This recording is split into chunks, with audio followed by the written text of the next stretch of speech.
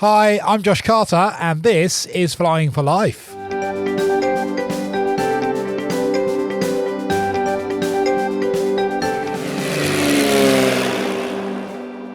Nearly 2 million refugees are now living in Uganda, home to the most refugees in Africa. Over half of them are children. But faced with the largest humanitarian aid cuts in history, Uganda's child refugees are suffering. To find out how MAF and partners are helping, I'm joined by Ruth Jack, Director of MAF's African Programmes, and Rosemary Khamati, the founder and director of Peace International. They support children in Adjumani, one of Uganda's 13 refugee settlements.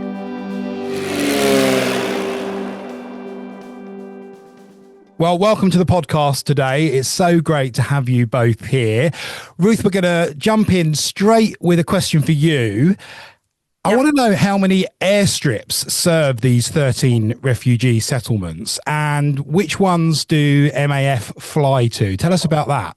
There are 13 refugee settlements, and largely the airstrips are not very close to them. Sometimes there's even a couple of hours drive from the closest airstrip to the settlement itself. But around those 13 refugee settlements, there are about 13 different runways that people can get to. And the ones in the northwest of the country are largely served by a runway called Arua. But then if you go up further, you might go to Lira, you might go to Adjumani. There are other airstrips in that area. Adjumani is a popular one because there is an Adjumani refugee settlement not too far from there. So of all the airstrips in Uganda, only a few of them actually serve the refugee population. The refugee settlements themselves are not all over the country. They are clustered in the southwest of the country in near Kisoro, where refugees cross from the DRC. They are along the western border with the DRC, and then in West Nile in the north, there are some very large ones. In fact, the largest one, Bidi Bidi, is in the northwest. And then going along the top of the country, the border with South Sudan. So that's where the refugee settlements are mostly. There are one or two closer to the kind of middle of the country, but that's where most of them actually are. Yeah, just so we can get a picture, Ruth, as well. Are you sharing these airstrips with other aviation companies? Are you the only people landing planes, or are other people doing it? So if you imagine, there are some more significant airstrips, like the one in Arua, which is in the northwest, is a kind of a main airport. Not a main airport like Heathrow or Gatwick, but a smaller airport in Uganda. And we are not the only ones landing there. A lot of other aviation organisations land there, including our other programme from South Sudan. They also land, they cross the border and they land in Arua too.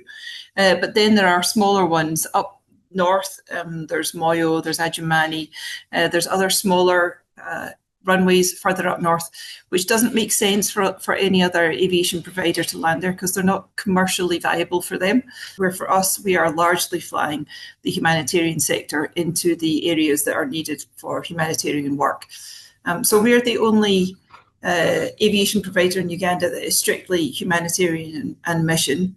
We don't fly anybody for any other purposes. So we don't fly commercial organisations or individuals going on business. We only fly humanitarian workers and mission and church. And some of those airstrips are only used by MAF as a result. And Ruth, how often does MAF fly passengers? Every day. So the only day we don't fly is a Sunday. We like to give our pilots the day of rest on the Sabbath. But having said that, we would fly on a Sunday if there was an emergency, if there was a medevac required. But they fly every day. So typically Monday through Friday. We have a shuttle service that goes up Monday, Wednesday and Friday. We also do charters every day of the week. And in terms of total flights, how much of a percentage are refugee related? So from our figures, we can tell how many of our flights are related to the humanitarian response, specifically education, health, justice, things in that kind of sphere. Mm-hmm. So around about 60% of our flying is done for the humanitarian response, which is related to the refugee response itself. So humanitarian work in Uganda is all related to the very, very large refugee population. It's the largest refugee population in all of Africa, nearly 2 million refugees. And so there's a very large humanitarian sector here in Uganda. A huge job there. So what kind of organisations and people are you flying in, and what are they doing? So a Ugandan-based charity of some kind that is serving its own people, right through to the very largest UN agencies. So right now I'm actually sitting in the UNHCR building, which is the UN agency tasked with looking specifically after refugees. I've just been at an interagency meeting here, and we fly UNHCR staff regularly. We also fly UNICEF and WFP. So UNICEF is the Child UN agency, WFP is the World Food Programme, and we fly all of those UN agencies. So we fly the very biggest all the way through to the very smallest and everything in between. So people in the UK will probably be familiar with organisations like Oxfam, Save the Children. Oh, thanks, Ruth. Set the scene for us really well there. We've also got today Rosemary with us, and Rosemary is part of Peace International, one of the organisations that MAF flies. And Rosemary, welcome. Great to have you with us. Thank you. Can you tell us a bit about Peace International? I'm particularly interested in the school that you founded as well back in 2014. Tell us. Peace International moved into northern Uganda in 2014. And that was after the war that broke out in December 2013. We had just completed 3 classrooms in South Sudan, so we were registering the children to come to school from February 2014. But it didn't work because of the war. And when we checked, we found out that the school had been taken over by the army. So there was no way we could go back. We realized that most of those that we had started serving in South Sudan had moved to Ajumani, one of the settlements. And right now we are in Oluwawan settlement, which hosts about 7,000 refugees, including children who are in school now. We believe if a community is educated, then we have a future for that nation. So when we found too many children there and they're doing nothing, there was no school. There was only one tree where we sat, and that tree was used as a classroom from Monday to Friday, and it was a church on Sunday. That was the only place they had. And additionally, when I moved around the camp, I found out that they didn't even have housing. They didn't even have the tents that the UN normally gives. So they had little plots that had been allocated to them. And you would find a family with 4 sticks in the ground, and on top of it will be a piece of cloth. And that's where they stayed throughout the night. It didn't matter the number of family members. So the first time I went in, I told them I would go back after speaking with the board members. And the following month, I went back, and we had some money that had been given by one of our church support in the United States. It was $15,000. And we were able to build 1 block of 2 classrooms. And the children that came into that school were over 200. And they all came carrying little stones to sit on because we didn't even have desks. And that just gave me the idea that they were hungry for education. Mm. So that's why we started. It's incredible, really, to hear that. And thanks for painting such a clear picture of what that's like for us. Can you just give us a little bit of background on the Sudanese civil war? Because that ended, didn't it, back in 2020? But I know that there's still a lot of problems as a result of that. So can you just remind listeners about that briefly, Rosemary, if that's okay? The civil war, I know, started in 2013, and it went on until about 2020, when people started fleeing South Sudan, coming into northern Uganda. One time I went to the border town where they were being received at the reception center, and I found this mother who was there with her 6 grandchildren. And when I asked her where the parents of those children were, she told me that her 2 daughters who were married, she saw them and their husbands being killed. And the only thing she could do is run away with her grandchildren. And the only thing they had was a mat where they could sleep at night. But she had these 6 children that she ran away with, and the mat was the only thing they brought with them. And that just gave me a picture of how many people are traumatized because of seeing their family members being killed. Incredible, Rosemary, that then inspired you to, do something about it, because many people hear those stories and maybe are unable to do anything, but then you were able to do that. I know you've even risked your life before by attempting to broker peace between 2 pastors. Can you tell us a bit about that? One of the pastors that we work with right now, he's a Dinka. He's called Simon Garang. He was the first person I met when I went to Olua 1 settlement. And in 2025, he spoke to me and told me, Rosemary, you are the only organization that can help us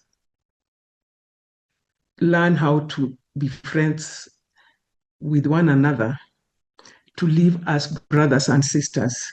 We have fought for many years with our Nuer brothers. We would like to change that so that one day when we go back to South Sudan, we can go with a new message. And I told him, we've never done peace building ever in our organization. So what I'll do, I would go and talk to our board if they think that is something we can do. And when I gave a report to the board responded positively and said, if you can find somebody who can start training the pastors in peace building, we would be happy to find the money for this to be done. So when I told Pastor Simon, he said he would then bring the Nuer church leaders to the Dinka settlement, which is in Olua 1, so that they can sit together and agree that we can start this training.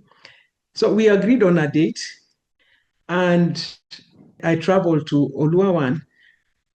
But before I went, I had to report to the office of the Prime Minister that is in charge of the refugees. I went to their office and I told them I wanted to go to Olua 1 to meet the Dinka and Nuer church leaders. And I was told you cannot do that because they are going to kill each other. And in the process, I'll be killed. And they didn't want to be responsible for that. So I told them, I know what that means, but I would like to go. If they gave me permission to go, they said, we are not giving you permission, but if you insist you want to go, then you have to sign something that will not implicate us as having given you permission to go. So they gave it to me, I signed, and I went. We had arranged the chairs in a circle so that everybody could see each other. I told Pastor Simon to pray. After that, I asked them, I would like every one of them seated in that room to tell me if it is true that you want to make peace with one another. And the first person told me that we have done everything to bring peace between us, but we have failed. And the only institution left to bring peace to South Sudan is the church. And so out of that, in 2016, we started the church leaders training in trauma healing and peace building. Last month, we just graduated the 5th group of 20 pastors, making 100 church leaders, both from the host community and other refugees in northern Uganda, especially in Ajumani area. So we've seen fruits come out. they forgive each other, they can sit together and eat. Yeah, incredible, Rosemary. It's so good to know. Yeah. Amazing story that you were able to do that. What a statement for the church that they said that, the church is the only people that actually came back to help them. So testament to Yeah. you for making that possible. Let's come back to the school now, because I know Yeah. that your school teaches around 850 children now. Mhm. So tell us a little bit about the age range and the gender breakdown of the pupils at the school. It's true, we have 850 children every year in the school, and we have a percentage of 55% of girls and 45 of boys. But as they progress to the higher classes, there's a big drop among the girls in the school. An example is this year we had a lot of girls in the school, but at the end of the year, for them to do exams, we had only 9 girls doing exams. The rest of them were boys out of a class of 25. Every year we lose girls. We don't even know where they go until you ask, where are these girls? Then we hear that they were taken away into marriage or something like that. Wow. I mean, they're sold to older men. Is that right? In exchange for things like cattle and domestic servitude. It's very hard for us to even imagine that that still goes on in 2025, but it does, doesn't it? Yeah, it breaks my heart that something like that still continues, and the people doing it are parents, especially the fathers of the girls. Um, they look for men who own a lot of cattle or who are like wealthy people within the community, and they force their girls to go. And even if the girls want to run away, the parents will never accept them. They become like outcasts in the family. You got married, so go back to your husband, because they also don't want to give back the cattle that they were given. So the girls are forced into that early marriage, and they cannot be allowed to leave no matter what is happening to their lives. One of the parents who was in Juba, a man, a father to one of the girls who was in grade 5 at the time, he came and told his wife that he wanted the eldest daughter to go with him to visit her grandparents. And that's the last we saw of that girl. She went and was married to an old man, and now she's back in the settlement looking like an old woman who can't do anything except just be a woman in the village. Her 2 siblings made it to secondary school last year. And the other girls, I've talked to them, and when I asked them, do you want to be married now or you would like to finish school before you get married? They said they would like to stay in school, finish their education before they are married. How old was that girl that you're talking about there who went off and was married? She was about 11. Wow. Yeah, she was Wow. only in So grade shocking. 5. So shocking. And Very, very shocking. typically, what would the deal be? How many cattle would she be sold for? The Dinka value women according to their height. So if a girl is very tall and elegant looking, they'll give more cattle to such a girl than they give to the short ones. How many cows are we actually talking about? Is it a couple? Is it 50? Is it 100? The cattle go between 10 and 50. But there are some who even insist on 100 cows. The girls cannot say no to their father. They obey. But we've been talking to the parents, especially the fathers. They have not understood the importance of a girl being in school and finishing their education before they are married. And the other thing is, these girls, because they are still young, they will follow any man who will give them something that they do not have at home. So it's very tempting to find these young girls just following someone because they are being given some money to buy something they feel they want. And Rosemary, can you tell us about how many of the children die in childbirth because they're just not ready, their bodies are not really prepared enough to have a baby themselves? Tell us about that. I know when I worked in South Sudan, there was a young girl who actually could not give birth. She was ready to give birth, but she just couldn't. She was taken to Lokichogyo, but she died. And I'm sure those who are taken from school into marriage, the same thing is still happening. For as long as they are not yet 18 and above, they will actually die and the babies will die.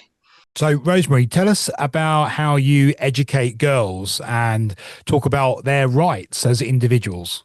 So they have started seeing that if they continue with their education, they'll be different people. And they can tell the man who approaches them that, let me complete my education first. I do not want to get married now. I've seen them starting to talk even to their mothers, telling them, let me finish school. So something is happening within the community. They don't just want to be there on the street, but they want to do something that is going to give back to community. And for me, that is transformation itself. They are standing up for themselves and saying, we understand what we want to do. We know what we want in life. So, Rosemary, would you say the tide is beginning to turn? Have you seen a change in the number of girls getting married young? So I think there is a drop. And our hope is that with time, it will stop. We will not lose girls in the school. The beauty is last year we had only 2 girls sit for exams.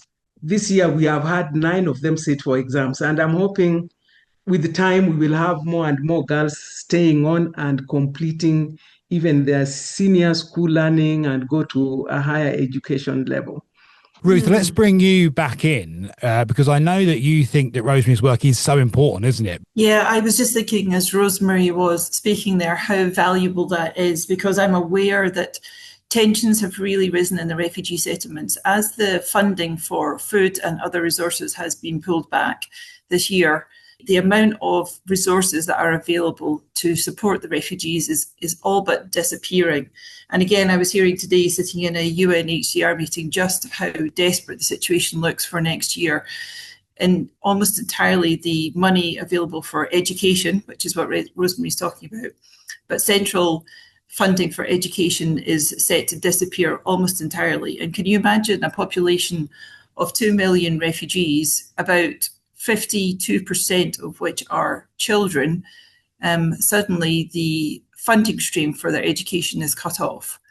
And education is really a silver bullet, and Rosemary will tell you this, it's really a silver bullet to help people progress in life, help children make a change to their life and progress what they could do. And so cutting off that lifeline for so many children is almost too horrific to imagine. And you know, the development and humanitarian sector has made such strides in the past 20 years following the Sustainable Development Goals. You know, the development agencies have really been able to make strides in terms of education and health. And the cutting of aid is wiping that out in an instant. It is absolutely tragic to watch. And my development colleagues around me, the ones I was sitting in a meeting with today, they are unable to do anything about it. They are unable to bridge the gap that is now created as a result of USAID cuts. Ruth, why has that funding dried up? Can you try and explain to us? Because I believe it prior to this, it was about $16 US dollars a month per refugee, but now it's dropped to just $2 per month. What's actually caused that? Because it's a massive change. So every year, a country puts together a plan of how much funding it needs from the UN. So if it has refugees in the country, it has a plan that the UN helps it put together, and then it tries to fund that plan. And that plan can be funded by the UN itself, but also funded by many international NGOs. So, for example, this year, that plan to feed and look after around about 2 million refugees was going to cost over $900,000. That plan, however, has only been funded this year to the tune of just over $200,000. So can you see the gap? So the money started to dry up as the Ukraine war started and resources started to become thinner on the ground generally. Then as the Gaza war started, also the money that was available for places like Uganda just has been drying up and drying up.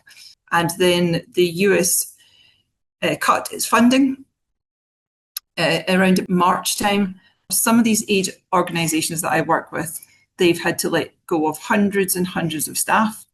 WFP, which is the World Food Programme, was funded to the tune of about 70% by USAID in Uganda. That is the organisation tasked with feeding the 2 million refugees, and then you suddenly lose 70% of your funding. You can only imagine what that does to the actual aid on the ground. Well, yeah, that's what I was going to ask you next, Ruth, actually. What is the impact on the ground for those refugees in terms of health and food and education? Yep. As of next year, there's real concern that there is no secured funding for education from the start of the year. For other things as well, what it causes is malnutrition in children, which leads to stunted growth. It leads to GAM, which is global acute malnutrition. And both of those then lead to long-term effects in terms of ability to learn, in terms of life expectancy, in terms of other health outcomes. So for example, because of the lack of food, children are more likely to be anemic. And as a result of being anemic, children are more likely to catch malaria. Malaria is very prevalent in the north of Uganda, as I'm sure Rosemary will attest to, because of the swamp areas around the Nile in the north of Uganda. So there's lots of mosquitoes carrying malaria. And when children have reduced immune systems, then they're much more likely to be susceptible to malaria. So it has just multiple consequences, including parents who choose to stand up and walk away from their families and try and head back to the countries that they came from because they simply can't look after them anymore. And so it's hard to imagine. Every time I hear stories, it's more stories of things that I can't even imagine and I hadn't even thought of. And it's really devastating to hear. Yeah, really, really tragic to hear that, Ruth. Rosemary, let's bring you in. What things have you been seeing as a result of these aid cuts? From the time we began, our decision was that we'll partner with different churches around the world so that we can focus on our vision and mission statement. And so we were not affected by the USAID and any other institution of funding. And that has kept us going. But it becomes more and more difficult just to see that those in the refugee settlement, we all know that it was $16 per person per household, which came down to $2. But all those in our settlement, none of them is getting any of that $2. So from this year, we have encouraged them. If they got any money, they should rent land and grow food that will take care of their families. Because one of the things we've done with the women in the community is to train them on how to do agriculture. So we've trained them for about 3 years. And I think at one point they didn't think it was necessary because they still got that support. But this year, I have walked around the settlement. I don't find them, and I'm told they've gone to their farms. They have gone away from Oluwawan and rented land, and they're farming. So this year, they've really harvested a lot of food. Some of it they are eating, some of it they're exporting it to Juba. Things like okra, they take it to Juba for sale. So we've seen this growing, and I wish they had taken it earlier. To do that they would be better off. But the fact that we feed the children breakfast and lunch every day, I think they took it for granted that it will always be like that, and then they get the support from the UN.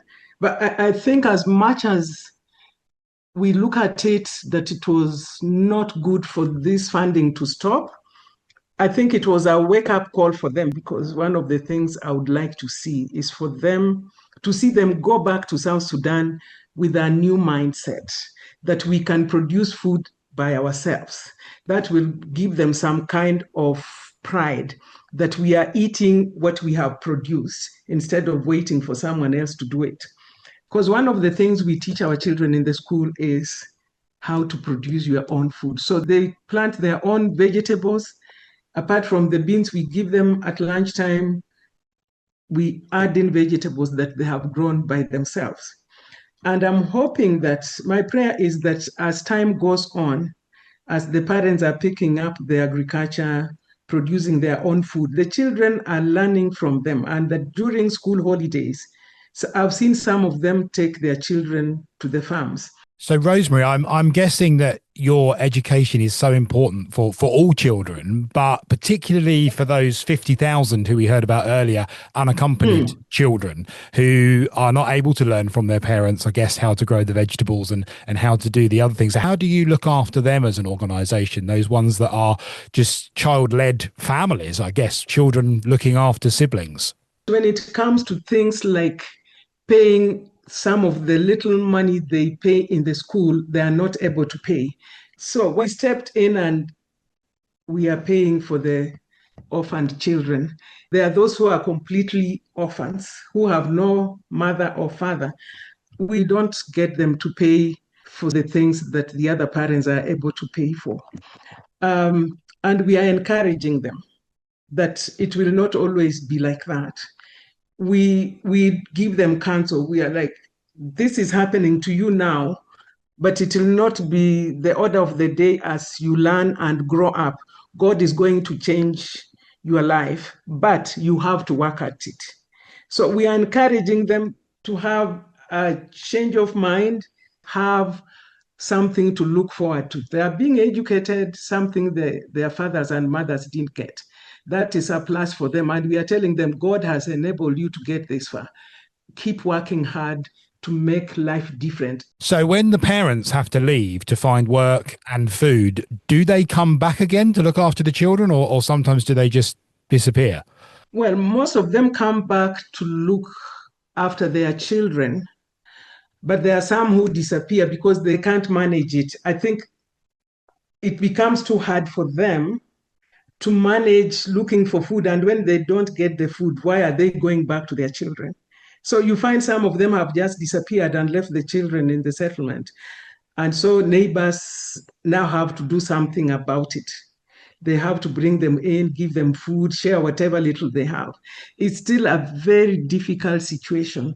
Yeah. Thank you, Rosemary. Yeah, you painted a bleak picture for us there, but it's good to know that, you and the church are able to be there with MAF support as well. Ruth, can I bring you back in and ask about these aid cuts that we've been talking about? I've been wondering, does that mean more MAF flights or less MAF flights to refugee settlements? Which is it?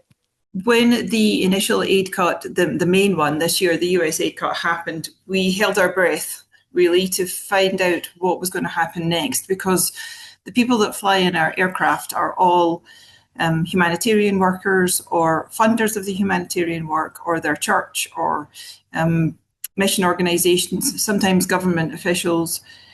So we weren't sure if their funding being cut would then lead to our flights being fewer. And actually, in around March, April time, there was a drop-off in the programs that we have in South Sudan and Uganda and Kenya, where we do a lot of humanitarian flying.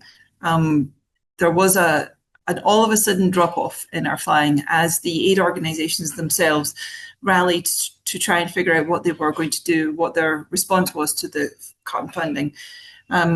Since then, it has come back again to some extent. In Uganda, it's stabilized, not quite as much flying as we had counted on at the start of the year, but it's not as little as it could have been. It's still quite substantial. Our planes are still busy every day. We're still flying to the northwest of the country regularly. In fact, that is our most popular route, up to the northwest of Uganda. So it has reduced a little bit here in Uganda, but not drastically. Wow. Rosemary, it's a great time to bring you in to find out how MAF has supported you and impacted your work, because I know they've supported you since 2014. So how often do you actually fly with MAF? I fly with MAF every month, but sometimes twice in a month, depending on what is happening on the ground. But planned flights are a return flight every month for me. And this has really helped, because there are times I need to be there before the end of the day, and there is a meeting that same day. I have planned to meet maybe the government officials. So MAF has come in very strongly and available to get me to Adjumani in good time. Otherwise, then I would spend like 7 to 8 hours from Entebbe Airport driving that long distance to Adjumani. They get me to Adjumani very fast. But going, I'll be there in 1.5 hours if I'm the first one to be dropped. And Rosemary, what happens when you're dropped at an airstrip, but then it's not near the settlement? Well, it's not very far from the airstrip. It's about 45 minutes drive, and we use our organization car, which is on the ground, to go to the settlement. So it works very well. That's great to hear. Ruth, what does it sound like when you hear Rosemary say just how vital MAF is? That's wonderful. I'm very happy that we can be of help to Rosemary and many others like her too. So yeah, I'm very grateful that we can help. It's exactly what we're here to do. It's who we are as MAF. MAF is taking care of almost all of us who go to the field in Uganda, especially the north. I meet so many people, just so many different organizations going north. MAF has been the best. Wow, you can just hear how vital MAF is there, flying so many different people. Ruth, MAF is currently building an airstrip. Is that right? Can you tell us about that? Yeah, we're hoping to open an airstrip in Yumbi in the north, near the largest refugee settlement, which is called Bidi Bidi. We've been working on this for a while. In Africa, there are all kinds of complications around land rights and settlements that are already on the land. So it's taken us a little bit longer than we had hoped to work with the local council in that area to clear the land needed in order to create a runway. Once that's open, it will actually be really, really useful. I just heard today, in fact, that the UN are moving their offices into that very town in Yumbi. So being able to serve the UNHCR colleagues even better by flying into Yumbi will be really, really good.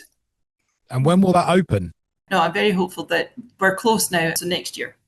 That's exciting. And what will it mean for the refugees in that particular settlement? What will the impact be? The difference to the refugees themselves will really be the difference that it makes to the NGO workers that use our aircraft. So it means that they'll be able to fly straight into Yumbi rather than flying into Arua, which is actually 2 hours away from that main area. So right now they land in Arua, then they have to get in a car and drive for 2 hours. But once we open the runway, they'll be able to fly straight into the area and be at the settlement much quicker, which will mean that they can give more time, more energy, hopefully more impact to the refugees that they are serving. Great to hear. Rosemary, what's next for Peace International? This year, we were blessed with some funds when we talked about starting a vocational school where the children will learn how to do things with their hands, because we know there are some who are not gifted intellectually, but very good with their hands. So our hope is that by February next year, we'll have the first students come in and start learning things to do with their hands. That's great to hear. I guess things like construction, agriculture, dressmaking, hairdressing, that kind of thing. Mm-hmm. Yes. Amazing. And tell us about the scholarship program as well. We came up with the scholarship program from the beginning of this year because we realized some of those students who had graduated from our school and had performed very well at examination level did not have, either they didn't have parents or they just didn't have the resources for them to continue. So we did a lot of work to identify them. The parents will contribute 50% of the fees needed for the students, and we contribute 50%. And so far, we've seen the parents really work hard to do that. And the reason we are doing it, we just want them to also know that education is not free. They can be part and parcel of their children's education. Once they get into that, even when it comes to college time, they will have got used to paying school fees, so that it's not like an open thing they can just rely on every year into eternity. So you can do something to support yourself and support your family. So, Rosemary, I know you're very passionate about educating children. You've opened a school. So why is education so important? Why is it a way out of poverty? First of all, I look at education of children as the future for any nation. If we don't educate children, the nation will remain backward and they'll continue being physical, and we will hear more wars taking place, especially from tribe to tribe. But if they are educated, that will cease. And if these children are educated, because their parents have lived in poverty all the years, because all they know is fighting and hating each other, something we are helping the children to unlearn and start learning a new thing that will get rid of the fighting, the wars, and the poverty. Because when there is peace, people will work. Like if they have farms, they'll go to the farm and work knowing that they will harvest. But when there is war, nobody will want to go and cultivate because they don't know that they will live there to harvest what they have planted. So if these children are educated, a lot of things will change, and poverty will be something of the past, because they will be doing things that they understand are important for the community, for the families, and for themselves. Well, that is all we have time for this episode. My big thanks to Ruth Jack, Director of MAF's African Programmes, and Rosemary Khamati, Founding Director of Peace International. You've been listening to me, Josh Carter, and Flying for Life, MAF's podcast. If you would like to donate to our latest campaign, which will help support child refugees in Uganda, please visit maf-uk.org/abandoned. Thank you. And until next time, bye for now.